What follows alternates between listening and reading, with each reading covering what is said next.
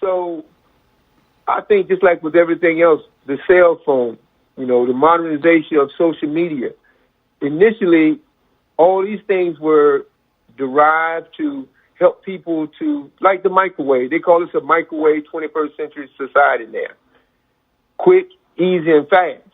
Well, quick, easy, and fast doesn't necessarily equate to how you prepare your body and your skill to be able to compete at a high level over the course of time. I rode through my old neighborhood, and kids don't even come out at 9 or 10 o'clock in the morning to play pickup on the what they call the asphalt. You better be in a cool gym, and you better see guys in there.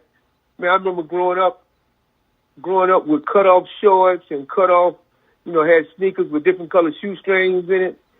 Shoot, now if you can't get a pair of tennis shoes and walk around like you are, John Moran or Kevin Durant, you're not a good basketball player.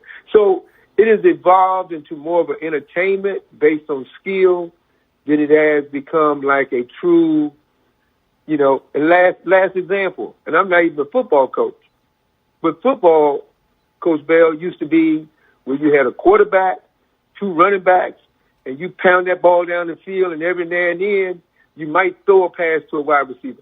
Now they got what they got about 4 wide receivers out there, and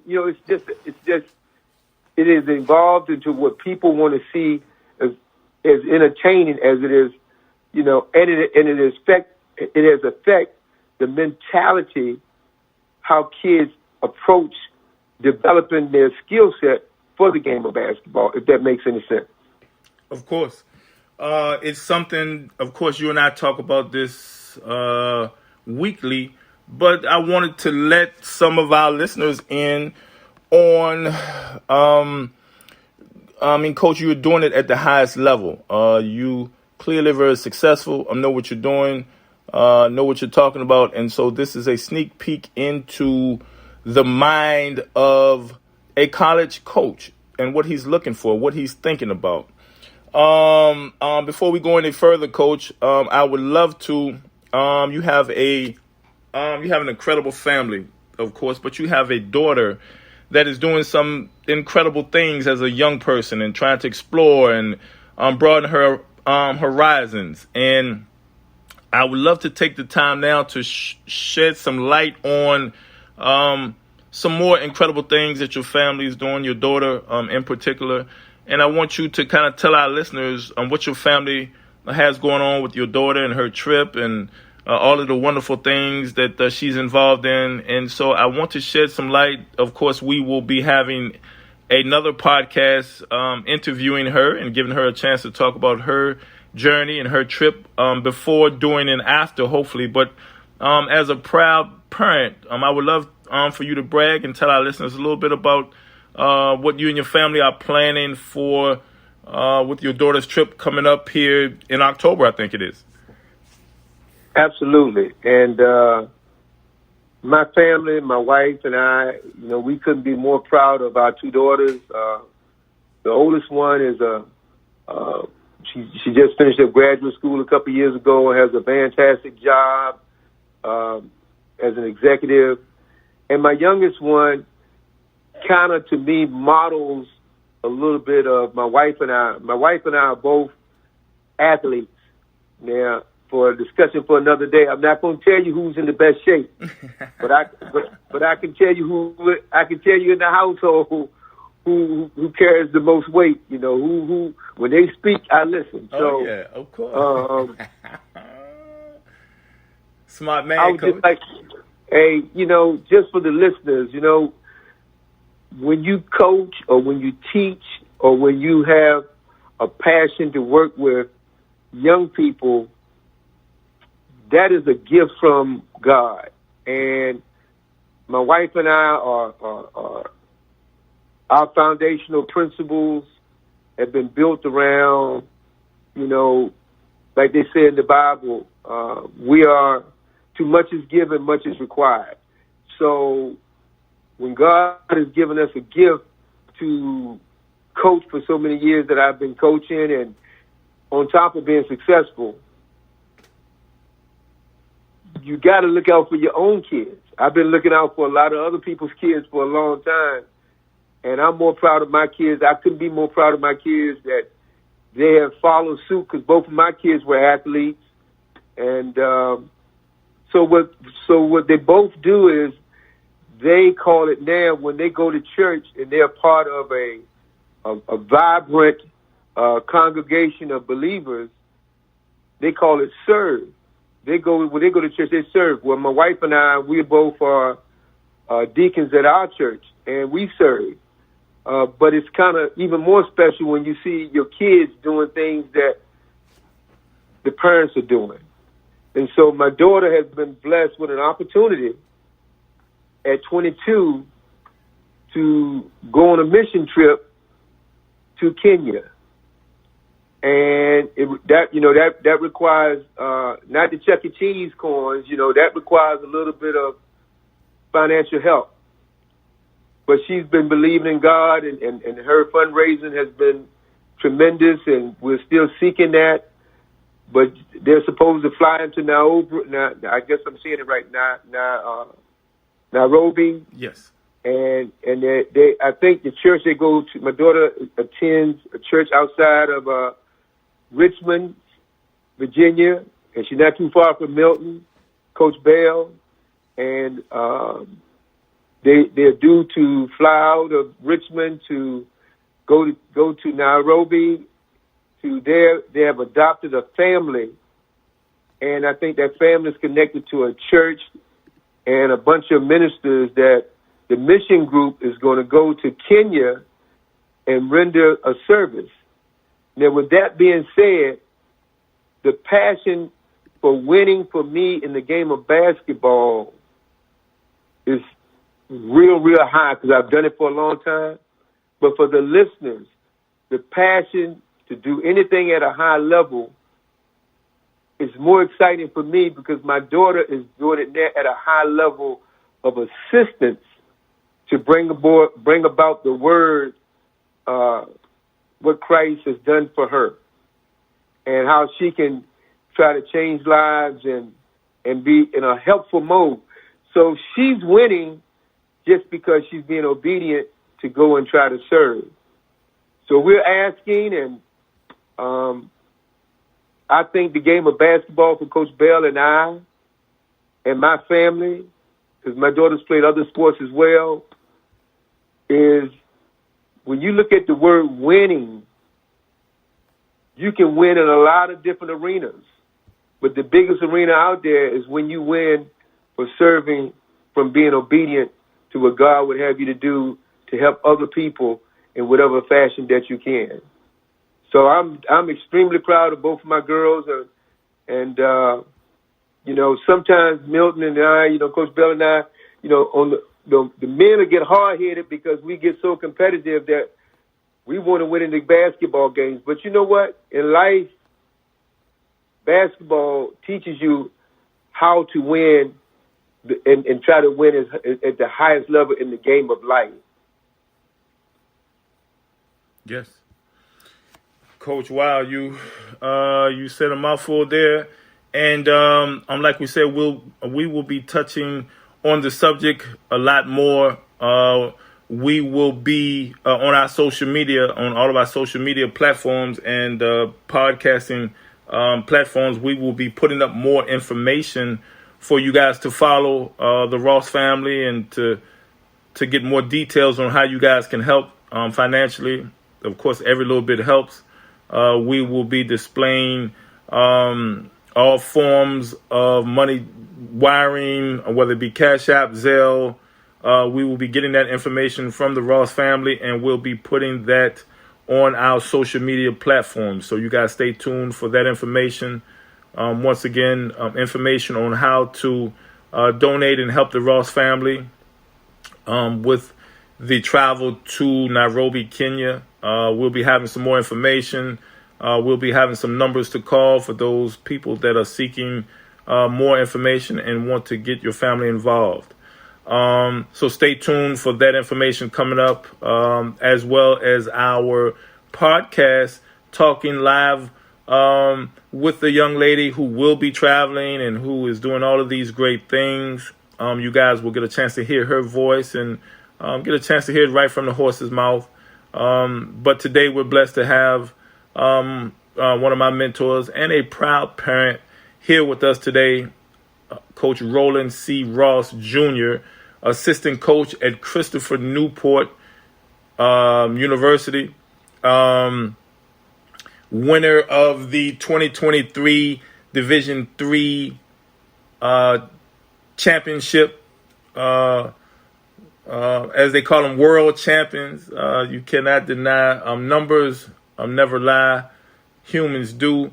Coach, continue talking a little bit about, let's give our listeners, our parents and players who will be tuning in, what is Coach Roland Ross looking for in a student athlete? So tonight, if we can, let's try to give our listeners the answers to the test, right? So what are some pet peeves? Give me 5 good things and 5 bad things, or give me a few things that we want players to stop doing or we want them to start doing. And what is some of your pet peeves that can turn you off as far as recruiting or speaking to players or wanting them to come to your university? Well, it's funny you should ask that, because some of the things that I saw in you 30-some odd years ago hasn't changed. I guess Thank you, for Coach. me, I got some old values that I still think are very relevant today. And I would preface my next statement by saying, you can win in anything, and it could be, you can win ugly or you can win looking good. I choose to try to look good if I'm trying to win. And so with that being said, the first thing I do, if you walk in a gym or you're on the playground and I'm driving through the neighborhood, I used to recruit all over the world. And I do it a little different, because your eyes can tell you some things, but if you just sit there and watch, we used to have old sayings. Do you want to recruit somebody that has great character or is a character? And so I like athletes, okay? But I don't like athletes to the point where they can be disruptive or selfish. So one of the first things I'm looking for is, how can this young man, and I coach girls track in high school and cross country, how can this young man or how can that young lady first be an asset by their character to a program? So your character is very important. And the reason I say that, and I'm going to go through a couple of things, but I'm going to tell you why for the listeners. Because if you have a good character trying to make a really high-level basketball program, then guess what? When you graduate, you're going to have good character to try to get a job. If you have bad character and you're the most talented person on the floor, who will want to hire you because you're used to being selfish? So, I look at those things, and a lot of people don't look at those and say, oh, man, I just want to win. Well, do you want to win at the expense of tearing up your whole team? No. So that's one of my first pet peeves. And then, you got to look at your talent set.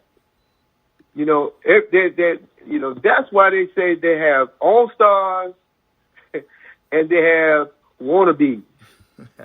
And so when I used to be in the neighborhood playing, where I kind of got my foundation, one, I wasn't 6'9" like Coach Bell, and two, I wasn't as talented as Michael Jordan.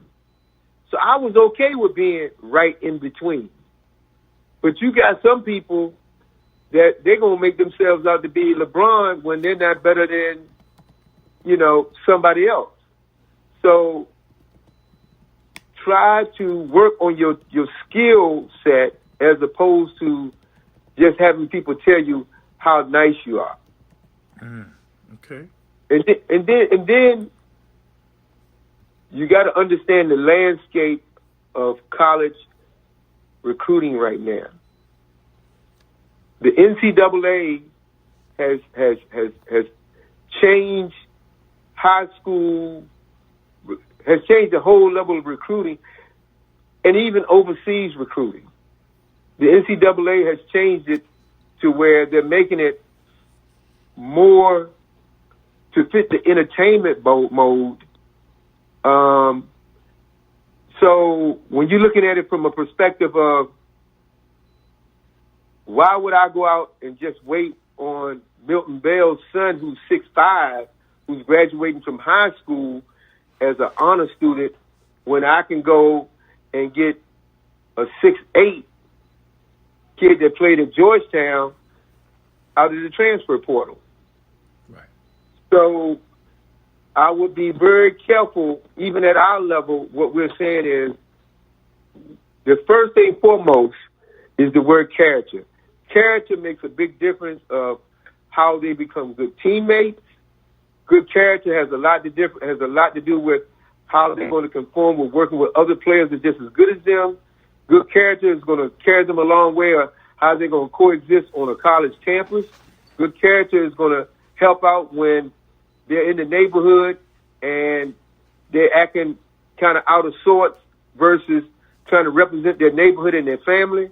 So the word character goes a long way with me, because I want somebody with good character, because then when they graduate, they're going to not have good character, they're going to have great character. Because the bottom line is, when you're out recruiting somebody's child, our goal is to make them better young men to be able to provide for their family when they graduate. Everybody's not going to go pro. So you gotta get that in your mind. Good character. Then you're moving on to, working on your skill set. But more importantly, some parents, even the ones overseas, need to sit down with somebody and let them lay out the landscape. Now, I'm going to make you laugh, because I love to do this, because I tell Milton all the time, knowing the landscape is like having a beautiful house, right, Milt? Coach Bell, a beautiful $500,000 house, right? Yes. You with me? Yes, sir. and you walking up the marble steps, right? Right. And you take a step down, there ain't no floor. So the laughing part of that is, you don't want to have a nice looking shell and no foundation. The floor is the foundation to keep the shell up. You got to have a good foundation, and a good foundation is understanding the landscape. You're not going to build a house on rocky land. You're going to build a house on smooth land. So those are the kind of things that we're looking for, like what is really like the NIL right now. The NIL is driving all of the good young kids that want to be there are very few pros that are 4-year pros. Very few overseas guys that have been in school 4 years and got a degree, because the NIL now is more popular. You got the transfer portal, you got the NIL, which stands for name, image, and likeness, because Milton Bell is 6'9", and he played at Georgetown, and he was a McDonald's All-American, and the NIL is going to pay him, $20,000 every 2 weeks. Kids not even thinking about staying in school 4 years. They say, hey, we're going to make this little bit of money, and then we're going right on to the pros. So you got to understand the landscape. And so my recruiting technique is, I grew up where you didn't put icing on the cake unless the cake was done, right, Milt? Hey, Coach, why would you? It's not finished, is it? You know what I'm saying? So I didn't go out there Cake's not finished. I tried not to ever eat a cake unless it had icing, which means it was done. Yes. And so that is a forgotten art now. Everybody want to come out of high school, wants to go somewhere for the get caught up in that transfer portal, don't have great SATs. So my biggest pet peeve is it's very hard to find players that is not being courted and represented by AAU programs. Back in the day, when you were out recruiting really big-time stars, and I don't think Coach Bell, you were caught up in it because you was a McDonald's All-American. But really, this is a statement for people back in the day that is somewhat today. Back in the day, they had what they call handlers. Yes. They had someone to handle their affairs. Yes. And now you have what they call the middleman, the handlers. And they're connected to a lot of different ways of feeding players into a level in which everybody can reap financially. And, that's not necessarily good for the longevity of the kid or people who are being misguided. So I'm at a Division III school that has a great deal of foundational etiquette and principles, and we don't normally deal that much with that. But I'm just throwing it out there so that the listeners over in Venezuela and other places that are listening, is that the more you learn about things that are going on around you, the better you'll be able to operate with your player to let them know where they're trying to go and what. The thing that impressed me the most when I recruited Milton was that, one, he was a clean-cut, very respectable young man that wanted to get an education. Okay? So there wasn't a whole lot of middlemen. I talked to Coach John Thompson myself, and he said, hey, yeah, Milton's a great guy. So, understand those things, man. When I walk in the gym, I've been doing it so long, it takes me 10 minutes to see if the kid has got good character, whether or not he can play, and whether or not he can be coached by my boss. It takes me 10 minutes to determine that. And then the last thing, I'm going to go to the school, I'm going to talk to the counselor, and I'm going to find out if this kid is a good player, if this kid has good character at the school. So it doesn't matter in front of me if he sit there and yes sir me to death, and then when he's away from me, he's not a good representative of the school. So I can do all that in a short period of time from my experience. But, in the 21st century, everything that I just talked about, sometimes kids they jump over that so fast to try to get something real quick and fast.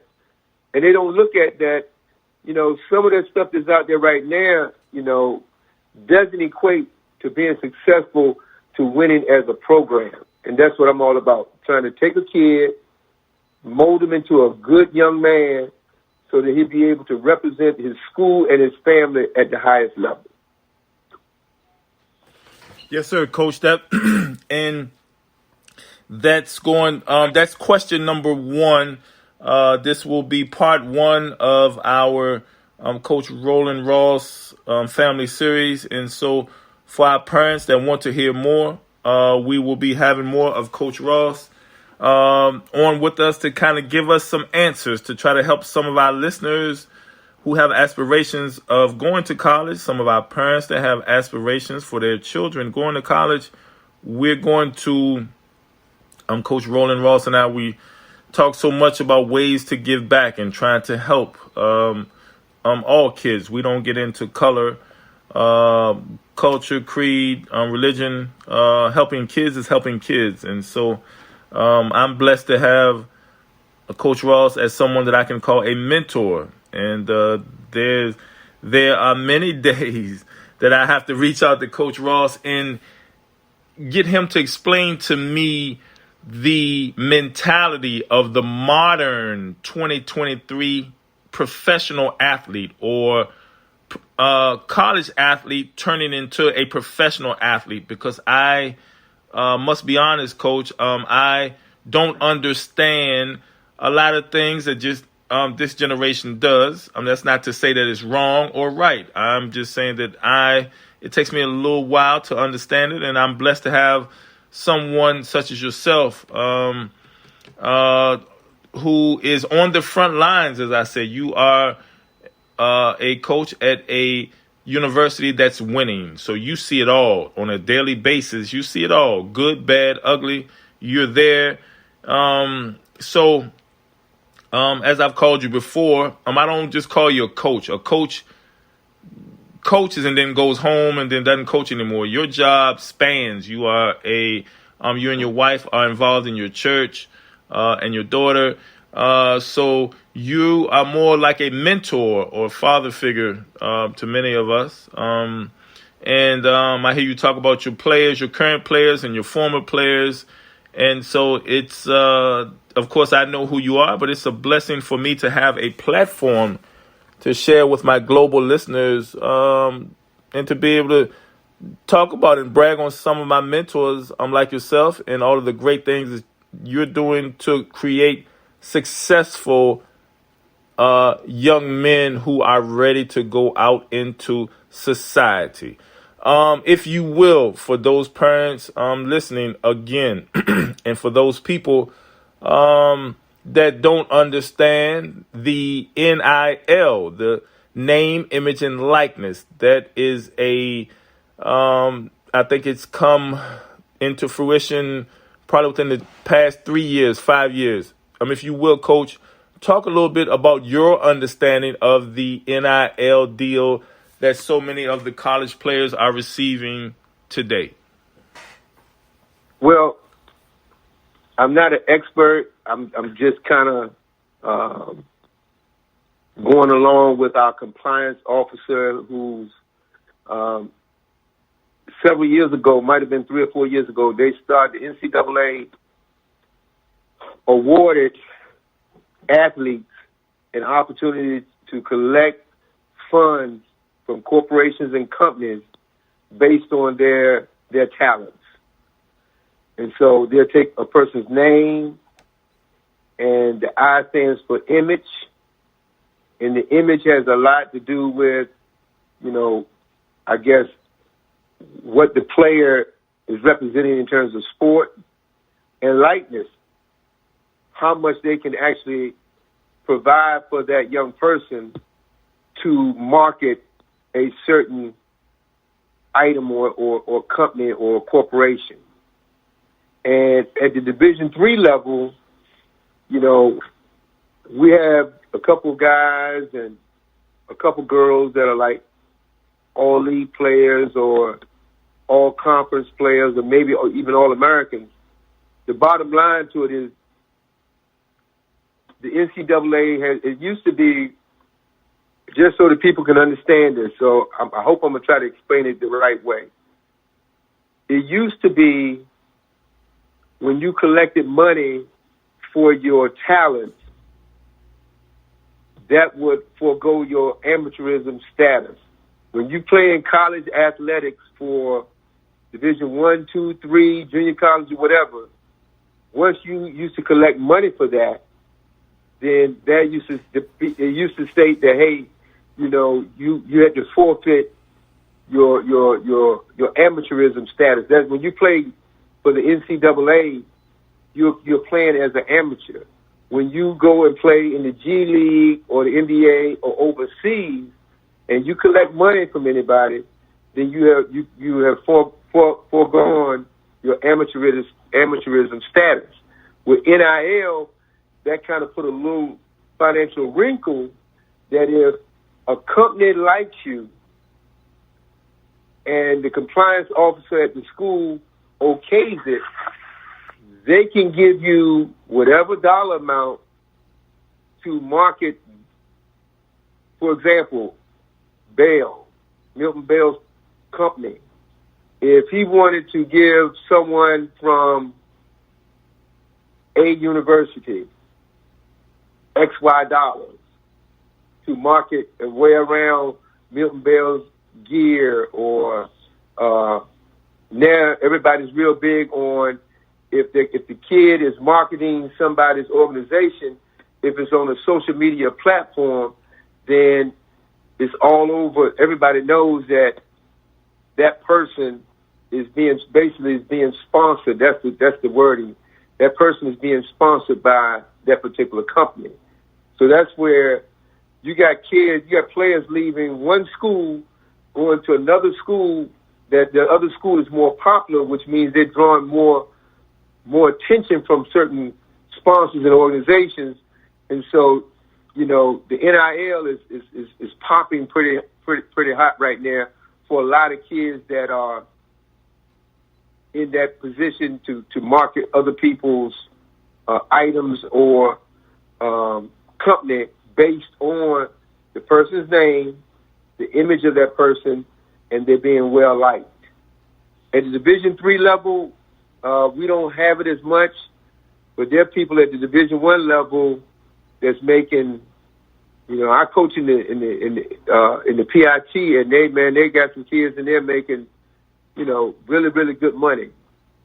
So that's another wrinkle in a high school kid trying to come from high school, making a decision on what college he wants to go to. Instead of looking at the winning percentage of the team, he's looking at how many people on the team got NIL deals. So the NIL has made it a little bit more competitive now for it to be clear. It's still amateurism, but you basically being paid. You kind of being rewarded for your talents. Got you. Okay. And like we said, we'll be having more. We'll be talking a little bit more about that, especially with my son who's just finishing up college. He went through it, and we were able to help him through it and kind of guide some of his friends through it. And it's a complicated piece that's just been added within the past 5 years that I'm amazed, and I'm happy that as a former NCAA athlete, I'm happy that our athletes of all sports are finally receiving some form of compensation. I think it goes without saying, especially with the enormous amounts of money that these athletes bring into these universities. And of course, you have some kids that go to college on a scholarship. Some have grants. Some parents have to pay. But you have some parents like myself. I was able to go to Georgetown on a full scholarship, but my mother was not rich by no means. So the money for myself, let's take my freshman year, we were number one in the nation. The ticket sales and the jersey sales and the merch sales. I'm sure my mother could have used some of that if it had been split up amongst 15 players, right? That money that was coming in, that would have been a lot of money. I think my sophomore year, we were also number one. We went to the Final 8. In my freshman year, we went to the Final 8. In my sophomore year, I think we went to the Final 16 or something like that. So I understand it. I'm glad that my son was able to be a part of that new injection of cash, if you will, that went into the players and the parents, more so, who are supporting. You and I know it takes a lot to support these kids in college, and to be able to have some help from the school or from the NCAA, I'm sure from each parent that has a student-athlete child, any help is truly a blessing, right?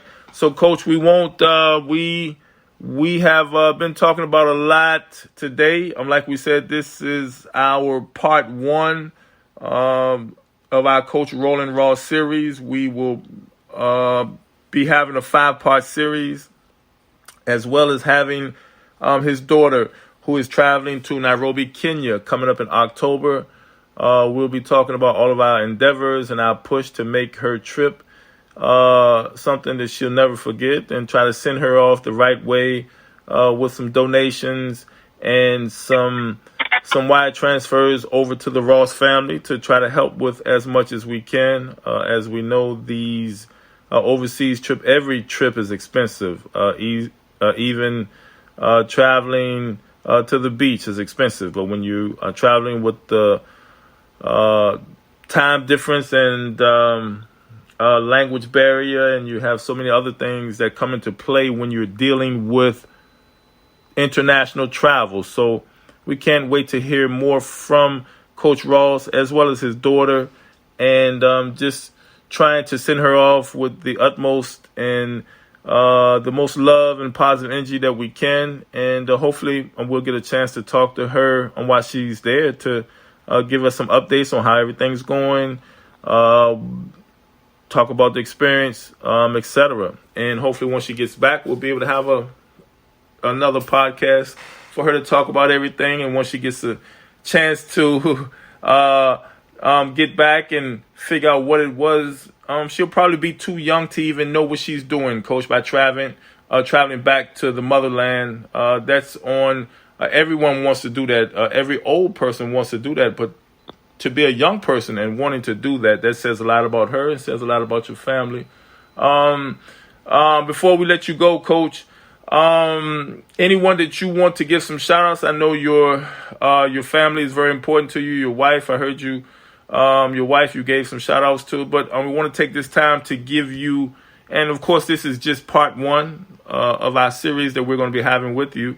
Anyone in particular tonight, before we close out, anyone you would like to give some shout outs to, or someone from your church, we'll give you the floor to kind of say some shout outs and send out some positive love and energy to your congregation at church, or whoever you feel, Coach. We'll leave it up to you. Well, I appreciate that, Coach. It's been fun just being able to share from a different perspective. I got a beautiful family.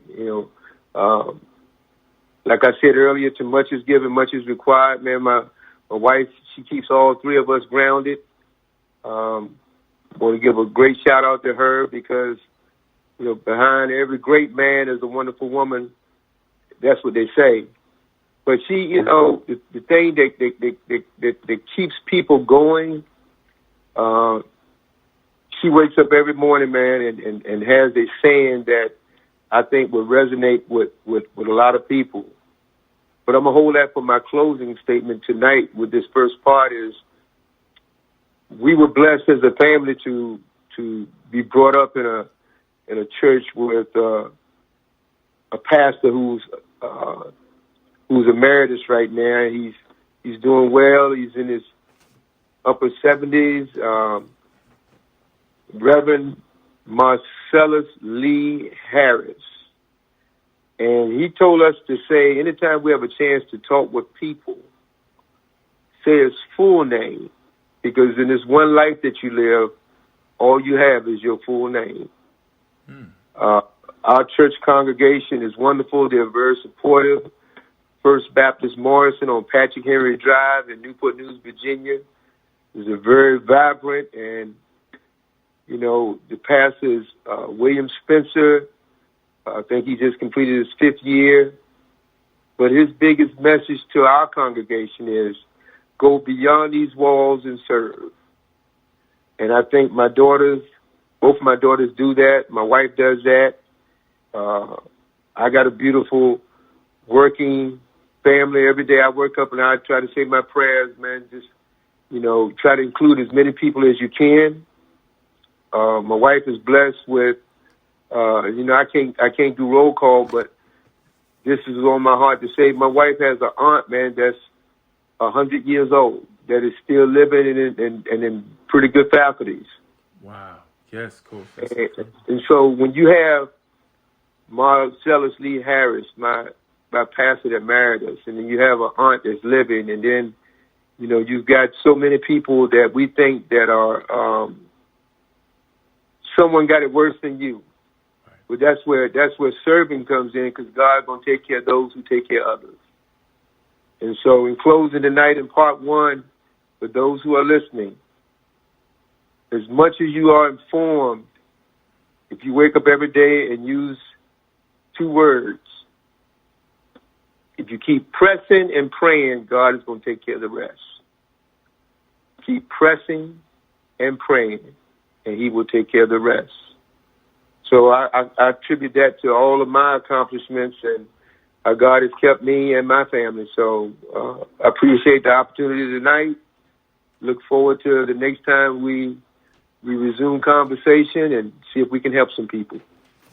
Yes, sir, Coach. That's the mission. That's the mission that I learned from you and what God has put on our heart. And so once again, I'm blessed tonight to have, we're going to close up with one of my mentors, Coach Roland Ross Jr.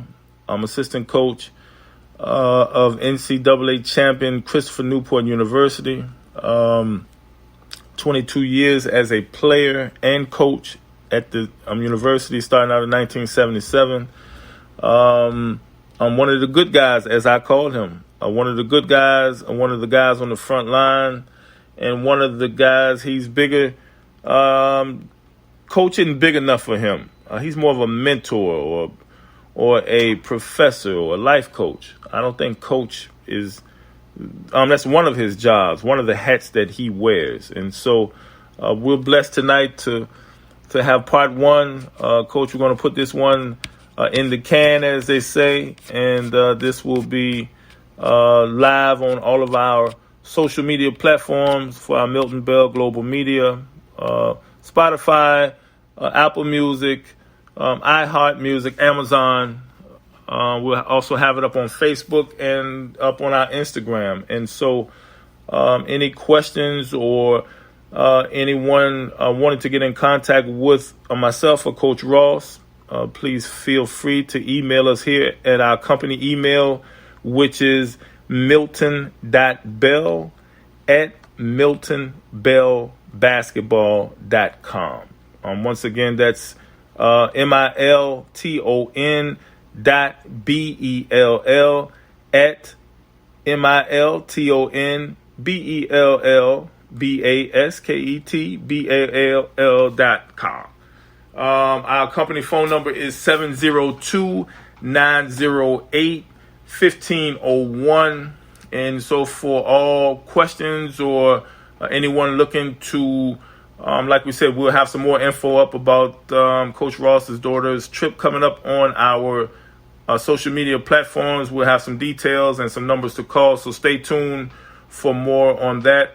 We want to close up tonight and thank God for bringing us together for our fellowship and session. Coach, we do this quite a bit, you and I, but I think this is the first time that we've done a podcast. We've been saying that we're going to do one, and so we finally got the first one out of the way, and I'm looking forward to having you back and talking some more, trying to help some more kids.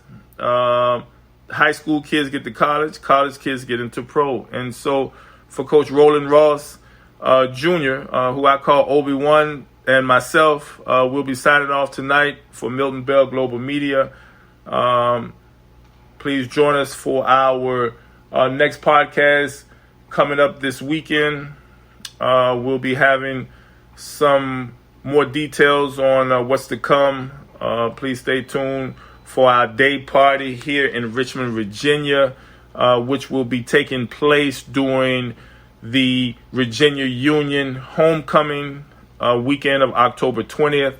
Stay tuned for more details on that. And we'll also be having a Stop the Violence Summit here that weekend of October 20th to kind of shed some light. Coach Ross will also be involved with that here in the city of Richmond. So we're looking forward to hearing more from you and talking to you quite a bit this month, Coach. We've got a lot of things going on that we're looking forward to getting your insight and your thoughts on a lot of these things that we're doing to help. But the good thing is we have our team in motion, and we're trying to help and looking for more ways to help and more people. So I'm excited, Coach, for all the things that you and I talk about, giving back to these young people. I'm excited, this podcast being one, to share some information with some some families. And this is, like we said, part one of our